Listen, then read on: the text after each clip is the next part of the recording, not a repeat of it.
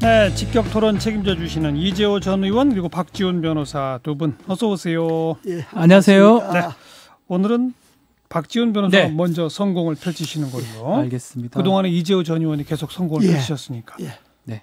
5.18 민주화운동 40주년을 맞이해서 통합당이 이제 조행 원내대표가 공식적으로 또 사과를 했던 부분도 있는데 특히 망언 등등에 그렇죠. 대해서. 막말 예. 같은 관련해서 사과를 했는데 미래한국당에 있는 몇몇 의원들 뭐 징계를 할 수 없다고 하지만 뭐 위성 정당이기 때문에 거기서 정확하게 사과를 했다고 보긴 어려운 측면, 아쉬운 측면이 또 있다고 하고 또 세월호 관련해서는 아직까지 교통사고 얘기를 하면서 그 발언을 유지를 하고 있거든요. 이런 부분은 좀 잘못된 게 아닌가, 국민적 공감이 좀 부족한 게 아닌가.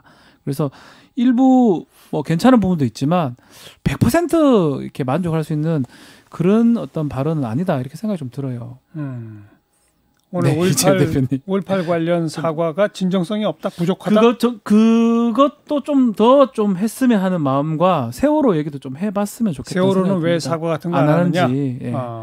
예, 그 두 개 나누어서 예. 5.18 광주민주화운동은 그건 이미 역사적으로 평가된 사실이기 때문에 그걸 무슨 그 부정적으로 보거나 무슨 뭐 북한군이 와서 했다는 등 그렇게 그 부정적인 시각으로 보는 것이 그게 마치 보수의 시각이라고 생각하는 거는 잘못된 겁니다. 예. 잘못된 거고, 보수라 하는 게 뭐 역사를 부정하는 게 보수는 아니니까.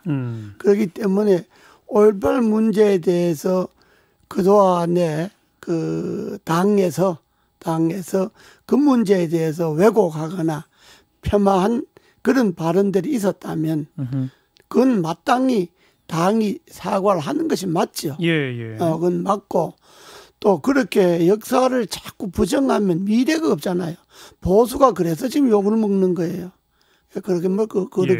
그렇기 때문에 5.18 광주민주화운동은 이미 보수나 진보냐가 문제가 아니고, 그렇죠. 좌냐 우냐가 문제가 아니고, 그는 독재 시대의 소위 시민 저항권이잖아요. 사람이 인간이 인간답게 살기 위한 저항권의 하나이기 때문에 그건 뭐 역사적 사실로 받아들여야 되는데, 그걸 자꾸 부정하고 이러는 것이 그 통합당의 뭐 전신이라 하더라도 예. 통합당에 그런 흐름이 있었다면 그거는 마땅히 사과를 정중하게 하는 게 옳고. 그러니까요. 그리고 또 제대로 된 징계가 이루어지지 못했다는 건 어떻게 보세요? 되게 늦어졌고 징계가. 그 징계 부분은 그거는 당원권 정지 3개월 받았거든요. 그 당시에 징계를 했어야 되는 건데, 제대로 했어야 되는 건데, 그거는 뭐 한 번 징계했던 걸 또 징계한다는 게 좀 법적으로 좀 어렵고, 징계 한번 했으면 그걸 징계한 사람을 또 징계한다는 그러고, 또 지금은 위성정당이긴 하지만은 합당하기 전에는 당이 갈래가 다른데, 아무리 위성정당이지만은 그 사람들이 그 당에 남아있다고 그래서 그 당에 있는 사람들을 통합당에서 징계한다는 게 맞는데, 그럼에도 불구하고 이재호 의원님 같이 생각을 한다면 뭐 더 말할 것도 없지만, 그러니까 그런 발언을 했던 사람들은 별 말이 없습니다. 사과하거나 이러지 않는 상황이거든요. 이종명 의원이나 뭐 김술래 의원이나. 저도 그 발언을 오늘 들어봤는데, 이종명 의원이나 김순례 의원이나 뭐 그 한 발언들은 옳지 않습니다. 시각이 잘못된 겁니다. 마치 그 사람들은 자기네들이 그런 시각이 보수의 시각인 걸로 착각하고 있는데, 그러기 때문에 지금 보수가 지난번에 그저 망하거든요. 그러니까 그런 시각은 바로 잡는 게 필요하고, 단지 그 발언에 대해서 또 징계를 해라 이런 거는 그 절차상으로 그건 좀 어떨까 모르겠어요. 징계는 뭐 쉽진 않을 수 있지만. 네, 좋아요. 그리고 세월호 얘기는 구분해서 답변하신다고 그랬는데. 세월호 문제는 그렇습니다. 세월호는 이게 무슨 해난 사고냐 교통사고냐 이게 문제가 아니고, 정부는 국민의 생명과 재산을 지켜야 하잖아요. 예. 세월호가 일어났을 때 정부가 충분히 구조할 시간이 있는데 정부의 직무유기로 구조를 못했기 때문에 세월호 당시에 그 정부는 책임을 지고 사과를 해야죠. 당연히 사과해야 돼. 왜냐 그러면 뭐 바다에서 일어난 사고다 이런 그걸 따지는 게 아니고, 왜 구할 수 있는 시간에 엉뚱한 짓 해갖고 지휘 체계가 제대로 가동이 안 되고 지시 체계가 제대로 가동이 안 됨으로 인해서 구할 수 있는 시간을 놓쳐버린 것 아닙니까? 그건 정부 책임이지. 그러니까 그걸 사과하라는 거예요. 그 교통사고라고 계속 얘기하는 그것들 번복을 해야 되는, 저는 이재호 의원님 말씀 맞다고 생각하거든요. 정부가 그러니까 국민의 안전을 위해서, 생명을 위해서 정말 다 해야 되는데 그렇습니다. 못했는데 이걸 교통사고, 해난 교통사고다. 아직까지 그렇게 생각하는 거는 잘못된 거 아닙니까? 잘못된 겁니다. 정부가 국민의 생명과 재산을 지키는 거는 그건 헌법적 가치예요. 그렇죠. 정부는 헌법적 가치를 지키기 위임받은 일종의 정부 기관이잖아요. 그렇기 때문에 지금 이걸 사고 자체에 초점을 두는 것이 아니고 사고가 났는데 왜 구조를 안 했느냐 이런 거예요. 대처를 못한 것. 구조를 그렇죠. 예. 할 수 있는 시간이 됐는데도 지휘 체계 부작동 그리고 지시 체계의 혼선 뭐 정부의 잘못을 어떤 구조를 못한 것 아닙니까? 그렇죠. 네. 정부의 잘못을 아까운 고등학생들을 죽인 것 아닙니까? 살릴 수 있는데 그건 마땅히 정부가 책임지고 사과를 하는 게 옳지요. 그래서 미래통합당이 좀 정상으로 그리고 표현하지 이제, 않겠습니다. 예.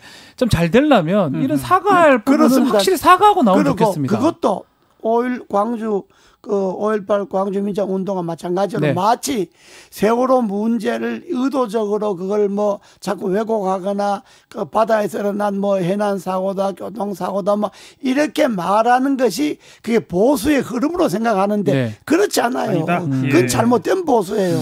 그 이재호 전 의원이 그러면 이 대목에서는 박지원 변호사의 공격에 전부 다 동의를 하시는 거네요. 제가 힘이 쫙 빠집니다. 예. 5.18 이재호 의원님 같이만 생각해주면 맞거든요, 그게. 내 같은 생각이 상식적인 잠깐만요. 생각이에요. 5.18 망원 계속 그 공식 사과했어야 된다. 네. 세월호 그 당시 제대로 구조 못한 것 사과하는 것이 그렇죠. 맞다.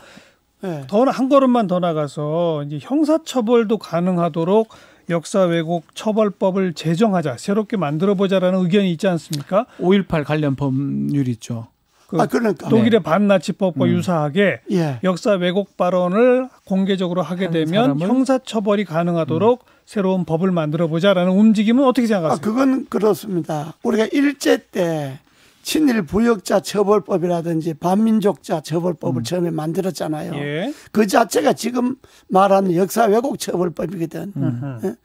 남은 독립운동하는데 친일해갖고 나라를 빼앗기게 만들고 나라를 망쳤으면 그 행위는 당연히 후세에서라도 처벌해야 맞죠. 예. 그런데 하나의 역사적인 사실을 의도적으로 왜곡하거나 네. 그렇게 하는 거는 그걸 법으로 뭐 하는 건 어떤지 그건 뭐 국회가 좀 따져봐야 되겠지만 어쨌든 처벌하는 건 맞습니다. 명확성 때문에 조금 쉽지는 않아 보이지만 그 기본 취지는 맞는 것 같아요. 왜냐하면 그 막말이나 그런 망언들이 반복되고 있거든요. 취지는 맞는데 뭐 독일에 있는 법률이기도 하고요. 그러니까요. 그거는 마찬가지로 네. 독일이 2차 대전 이후에 나치 처벌법, 그렇죠. 예. 뭐 유태인 학살에 관계된 사람들 처벌법, 홀로코스트 왜곡 그렇죠. 발언에 대한 처벌법 예, 이런 만드는 거죠. 마찬가지로 예.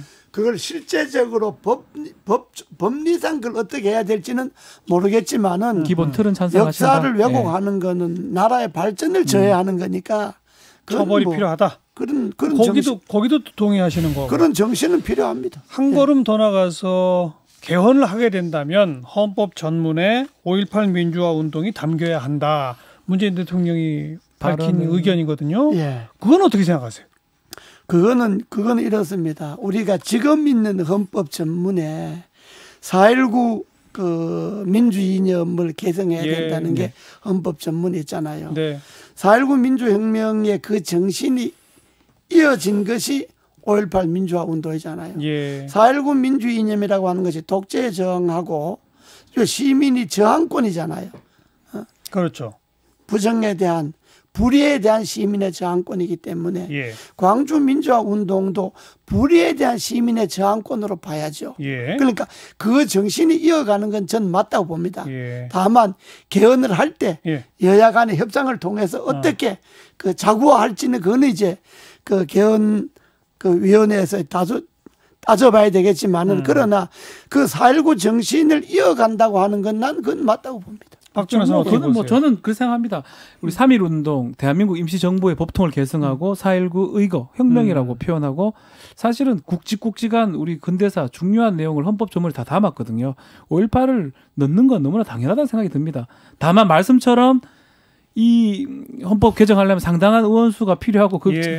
작업이 문제이기 때문에 예, 예. 하지 좀 이거는 더 이상 얘기를 좀 알겠습니다. 안 했으면 좋겠어요. 당연한 얘기이기 때문에. 그건 좀 더 그건 이제 개헌할 때 네, 그때 네. 그냥 넘겨두고 근데 흐름은 나는 그 맞다고 봅니다. 이재호 전 의원이 운동권 출신으로 이제 민중당 활동도 하시다가 김영삼 정부 이후에 그쪽 세력과 합치면서 이게 정치하셨잖아요. 예. 또 김영삼 정부 때 뭐 제가 아까 일부 시간에 얘기했습니다만 5.18 민주화 운동을 공식 명명한 거 아닙니까? 예, 그렇습니다. 예, 역사 바로 예. 세우기 작업도 그렇습니다. 하고 예. 그때 이제 같이 동조하시고 그랬잖아요. 예, 그때 우리가 참여를 했죠. 그러니까 오늘 뭐 전혀 5.18 관련해서는 토론이 안 되네요. 제가 공격을 했는데 뭐 제가 공격을 못할 상황이 자, 되어버렸어요. 역공 펴보세요. 이제 이재호 전 이게 의원께서 걱정이네요. 네.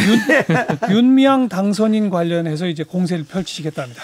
그 시작하세요. 지난번에 우리가 이 시간에 네. 이야기 한번 했지만은 예. 그때도 제가 좀 강하게 이야기했지 않습니까? 사직을 하거나 조사를 받거나 그것도 안 하고 국형 그대로 하면 공소처법 생기면 제1호로 맞아요. 조사받아야 한다고 네. 그때 이야기를 했는데 지금 그게 그때 이후에 부정적인 사건이 더 드러났잖아요. 자꾸 의혹이 새로 생기고 자꾸 있죠. 생기는데 의혹을 해명한다는 게 해명이 자꾸 거짓말로 해명하고 예. 자꾸 거짓말이 거짓말 낳고 숨기려고 또 거짓말 낳고 이러기 때문에 그 중에 제가 제일 분노한 요즘 뭐 대통령도 뭐 분노스럽다 그런데 그때 어떻게 써야 될지 모르지만은 정말 제가 불쾌하고 분노스러운 거는 자기를 공격하는 사람을 친일로 모은 거잖아요. 예. 이게 난 정당하다고 보십니까? 그러면 그 문제를 누가 제기했냐고요. 우리 같은 야권에 있는 사람이 제기한 게 아니고 이용수 할머니가 제기를 한 것 아닙니까? 그러니까 이용수 할머니가 문제를 제기했으면 그럼 이용수 할머니가 친일이냐 이거죠.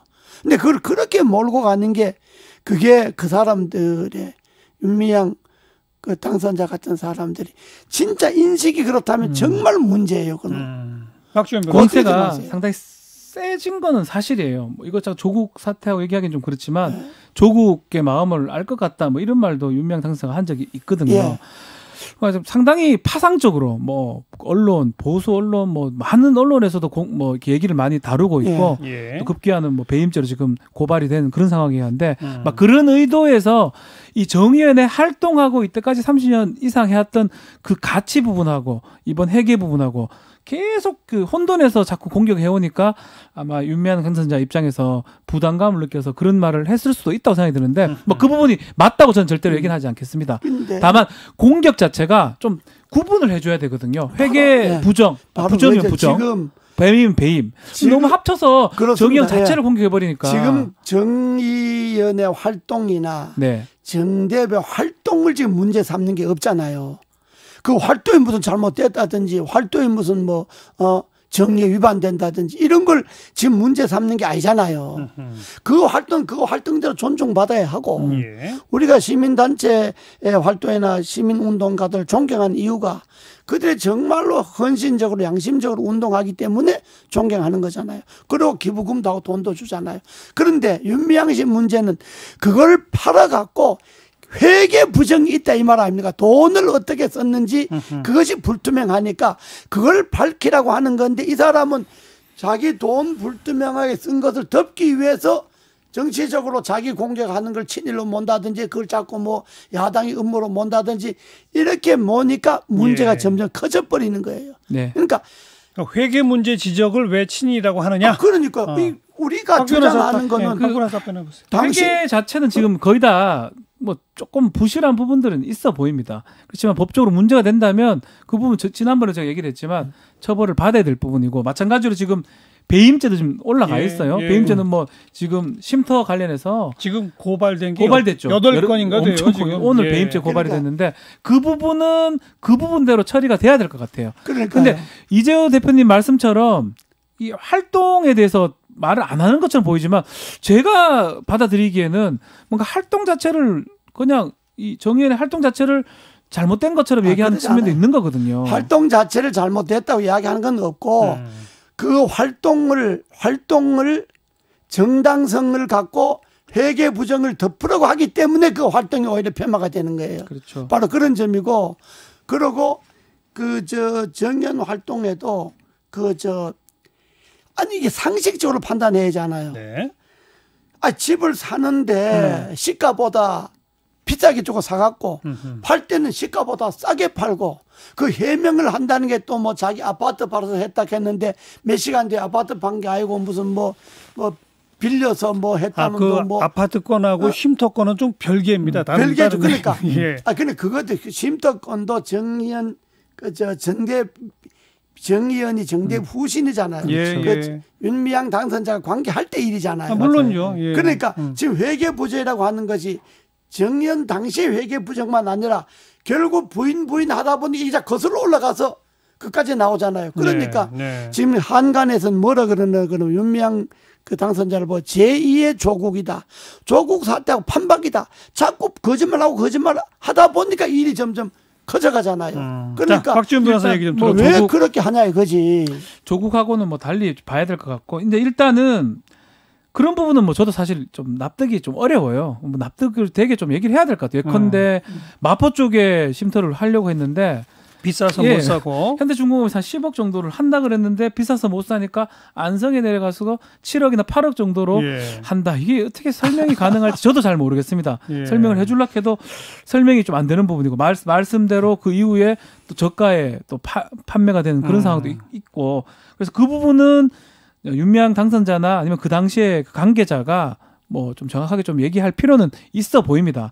그렇지만 이제 아직까지 규명이 덜 된 부분까지 다 싸잡아서 지금 얘기를 하고 있는 그런 형국이거든요. 예컨대 뭐 유학 관련돼서도 예, 뭐 딸 돈을 유학 어떻게 했냐. 자금? 네. 이거까지 사실은 소명하기가 이 말이 되는지 싶기도 하거든요. 아니, 그것도- 그걸 소명하라는 거는 곧 니는 횡령했으니까 횡령 안 했다는 걸 입증해라 이런 그런 거 거지. 보여지거든요.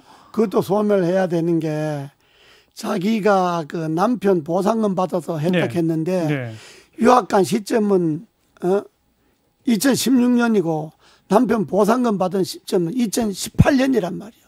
시점이 달라. 그러니까 그 사람이 해명한 게 자꾸 거짓말이 드러나고 그러니까 이게 문제가 커지는 거예요. 그러니까 처음에 분명하게 진실대로 그야말로 이용수 할머니 말단 이실직고를 하면 되는데 이게 이실직고를 안 하고 덮고 하다 보니까 이게 문제가 커지니까 지금 아마 여권에도 방어하기 힘들 거요. 지금 여권 내 분위기도 좀 변화하고 있다는 보도들이 있던데요.